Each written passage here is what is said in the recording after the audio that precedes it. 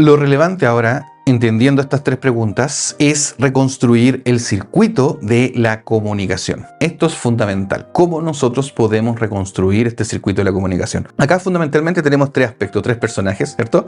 El emisor, el mensaje que es el texto y el lector ideal. El emisor, ¿cierto? Tiene una intención específica y una posición desde la cual construye el mensaje. Tiene una intención, por ejemplo, enseñarle a los estudiantes cómo se pregunta evaluar en la PAES. Ahí hay un objetivo. El mensaje es el texto, es que es producido en un contexto real, en un momento determinado, tiene marcas lingüísticas que revelan su origen, ¿verdad? Y un contexto que es el medio también en donde ocurre, se da este texto. Por ejemplo, todo lo que tengo que decir en torno a cómo funciona evaluar en la PAES. Y por último está el lector ideal, que es el destinatario que el emisor imaginó al escribir, con ciertos saberes y prejuicios. Pero este lector es, en términos de destinatario, es quién sería la persona idónea para leer este texto. En el caso de un texto expositivo donde enseño cómo evaluar en la PAES, el lector idóneo sería un estudiante que va a dar la prueba, que está en cuarto medio o que es en su defecto un egresado. Nosotros podríamos analizarlo de los contextos en profundidad. Podríamos hablar de los contextos de producción, de los contextos de recepción, de la situación, de las culturas, de las prácticas discursivas, del sistema social. Todos estos elementos son súper importantes. En términos muy simples, para que lo entiendas ahora, quiere decir que todo texto tiene un contexto en el cual emerge. Ese contexto va a determinar cómo se construye y de lo que nos habla ese texto. Y va a tener un contexto de recepción. Dicho contexto de recepción,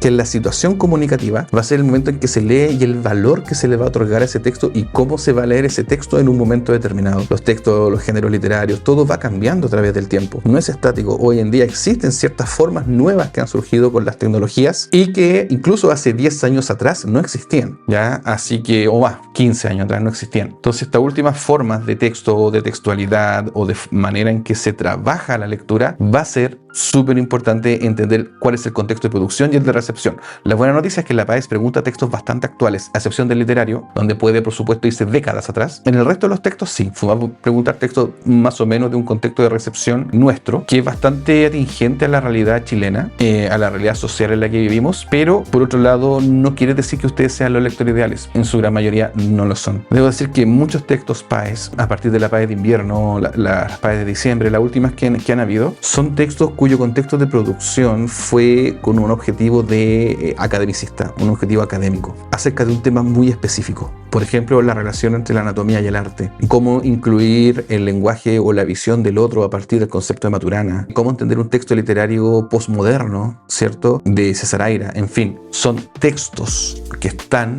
enfocados fundamentalmente en medir al estudiante en cómo leería en la universidad y ya no cómo lee en el colegio. Y ese es un cambio fundamental de la PAES, de las últimas 2-3 PAES. Ya no te está midiendo cómo mides o qué tan bueno fuiste tú en el colegio, sino que qué tan bueno vas a ser una vez que estés en la universidad. De ahí que la PAES de competencia lectora sea un filtro muy duro para los estudiantes porque tristemente no están preparados para este tipo de textos. Y esa es una de las mayores complejidades que tiene y hay que tenerlo súper presente, hay que jugar con eso, hay que entender que los tipos de textos que van a estar leyendo tienen que ver con ello. Así que ahí tarea para la casa comenzar a leer textos mucho más academicistas, textos más universitarios, textos para estudiantes de primer año relacionados con el arte, con la cultura, con las ciencias sociales. Va a ser muy importante.